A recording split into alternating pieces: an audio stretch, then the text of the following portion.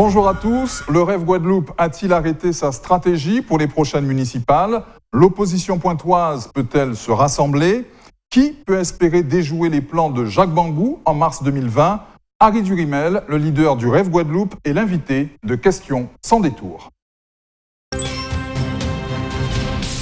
Harry Durimel, bonjour. Bonjour Monsieur Fenneré, bonjour la Guadeloupe. Merci d'avoir accepté notre invitation. Le PPDG a donc choisi sans surprise son candidat pour les municipales de l'an prochain.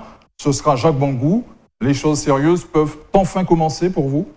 Ben non, puisque pour moi c'est un non-événement, puisqu'on avait bien compris que Jacques Bangou était dans la tactique, dans la manœuvre, et alors que pour nous, ce qui nous intéresse, c'est le sort de Pointe-à-Pitre, ce qui est évident qu'il y a un déclin environnemental, financier et socio-économique de cette ville, donc peu nous importe les gesticulations du maire en place qui ne veut pas lâcher ce qu'il considère comme un gâteau alors qu'il n'y a plus rien. Donc aujourd'hui pour nous, c'est un seul objectif, c'est rassembler, faire l'unité pour proposer une alternative afin de faire de Pointe-à-Pitre une ville durable. Tout cela était cousu de fil blanc, hein, mais pour la démocratie, c'est une bonne chose que Jacques Bangou soit candidat, lui qui était sous la menace d'une révocation? Eh bien, c'est le jeu démocratique qui fait qu'il a le droit de se représenter, et même s'il avait été révoqué, il aurait pu se présenter. Donc, il est cru bon de démissionner parce qu'il n'a pas trouvé d'argument, puisque je vois que le président de la Chambre des métiers, actuellement menacé de révocation, se défend. Il a pris un avocat.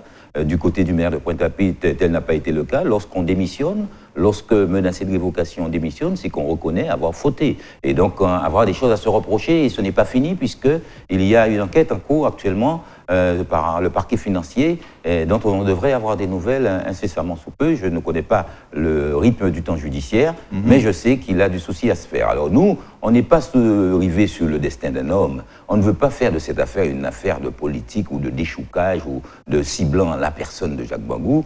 Nous voulons offrir au Point 3 une alternative, offrir un espoir, puisque aujourd'hui, ce qui prévaut, c'est le désespoir, c'est le gémissement, c'est la résignation. Donc nous voulons bâtir avec tous ceux qui veulent, sans volonté de chasse aux sorcières, sans discrimination, construire une alternative pour la ville. Très bien. Que dites-vous aux électeurs Point 3? Plus que jamais, il faudra compter sur vous.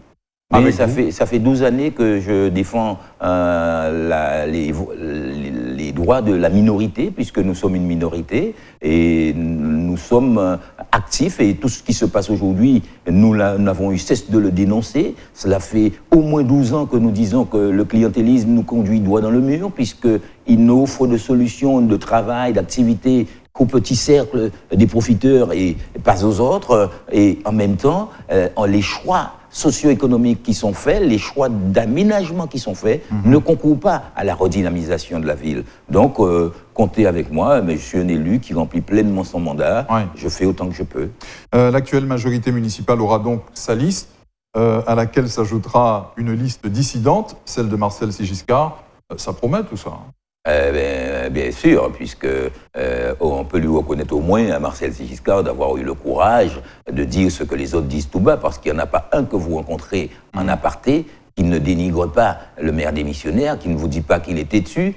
Et malgré tout, il n'y a eu que Sigiscard qui a osé rompre le cordon ombilical. Donc on peut lui reconnaître au moins ça. Ceci étant dit, on aura du mal à voir en lui celui qui symbolise le plus le changement. Et quand on est dans une période où les Guadeloupéens souffrent de manque d'eau et qu'ils entendent ce que l'instance qu'il préside, l'Office de l'eau, a pu faire en embauchant une élue comme assistante de direction, alors que cet élu a participé à la désignation de la direction de cet office, on doute de ce que M. Sigiscard soit une vraie alternative. Ceci étant dit, force pour nous quand même d'admettre qu'il a fait le saut et que nous, dans notre volonté de rassembler, nous n'excluons personne. Tous ceux même ceux qui font un mea culpa, qui disent « nous avons été là, nous n'avons pas fait assez pour changer ça », mais nous reconnaissons qu'il y a autre chose à proposer et qui veulent avec nous bâtir une alternative. Toutes les alliances sont possibles? Ah non, les compromis, oui, pas de compromission.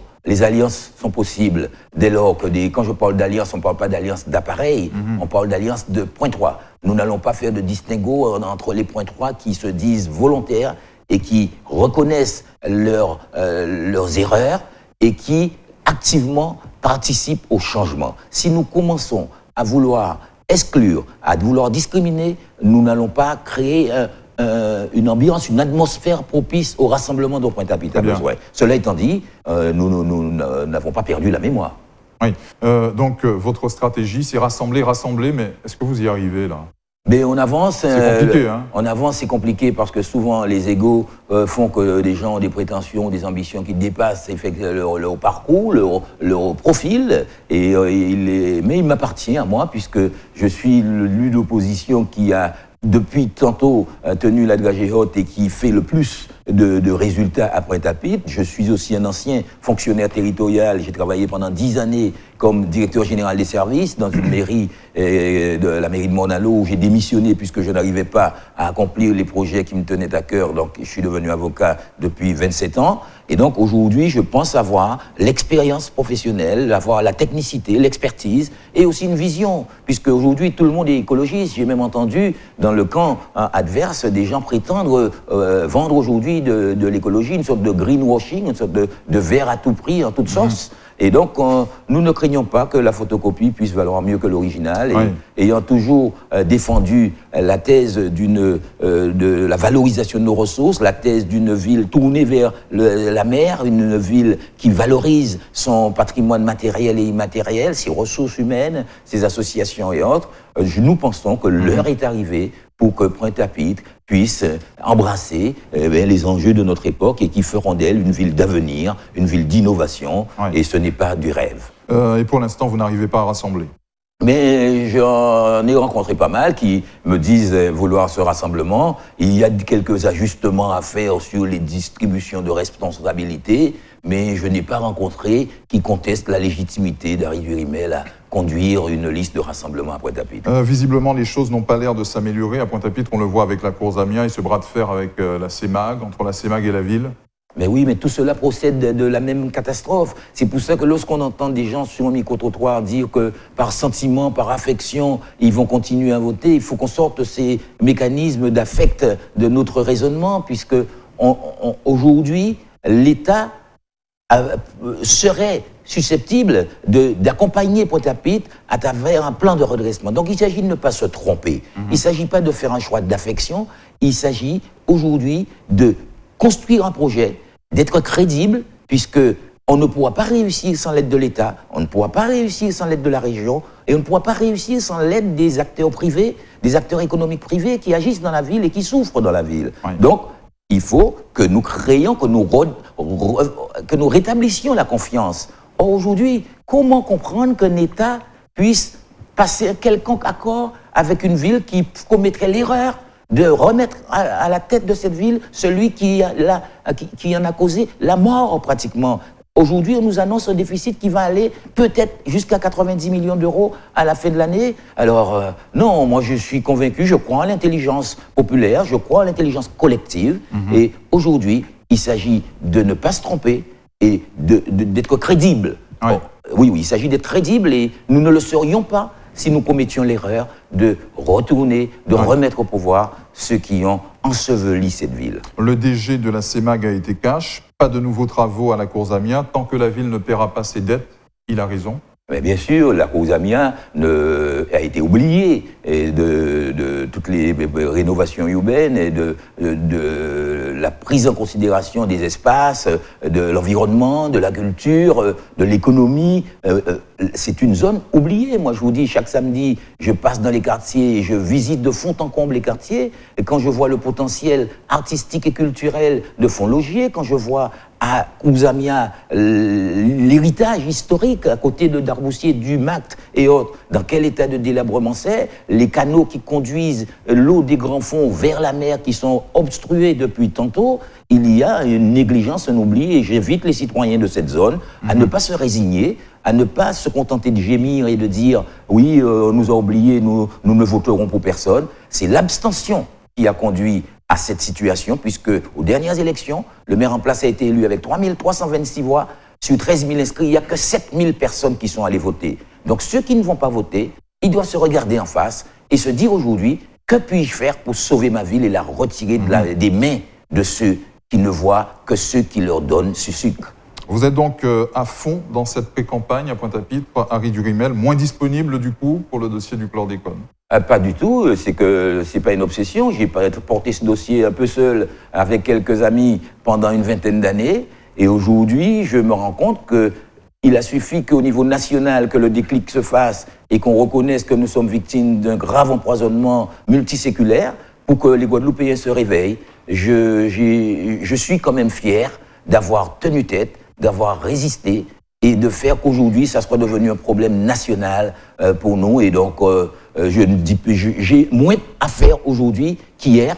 Ma vigilance aujourd'hui, c'est sur l'avancée de la plainte. Et ce matin encore, je m'entretenais avec le procureur de la République sur certaines révélations qui ont été faites à propos lors de la commission d'enquête. Ouais. Et donc, j'ai bon espoir. Quelles sont les dernières infos? Eh bien, les dernières infos, c'est qu'il y a une enquête en cours. Comme vous le savez, il y a une enquête en cours depuis que M. Beaugendre a déclaré qu'il y avait du chlordécone enterré au Jardin des Seiches. Je l'avais déjà dit à un juge d'instruction il y a 5 ou 6 ans. Et le juge m'avait exprimé la volonté de se rendre en Guadeloupe, mais demandait que la personne qui l'avait dit l'écrive. Et vous savez comment, quand on demande aux gens de passer de l'oral à l'écrit, comment ils sont réticents.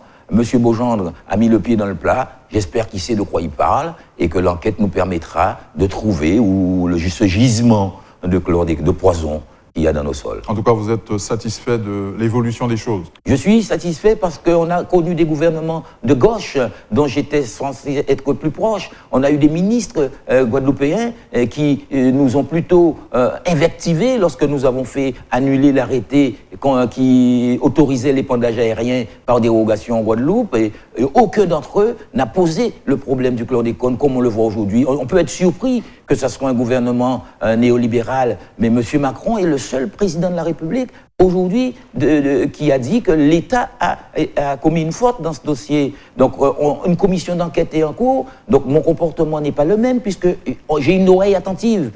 Après, il va falloir voir est-ce que cette écoute débouche sur des actions, mais face à des gens qui vous écoutent et qui ouvrent le dossier et qui vous disent « parlons, qu'attendez-vous ?» Eh bien, on ne va pas fuir, on ne va pas faire la chaise vide.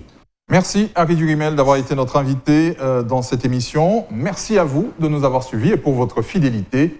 On se retrouve demain.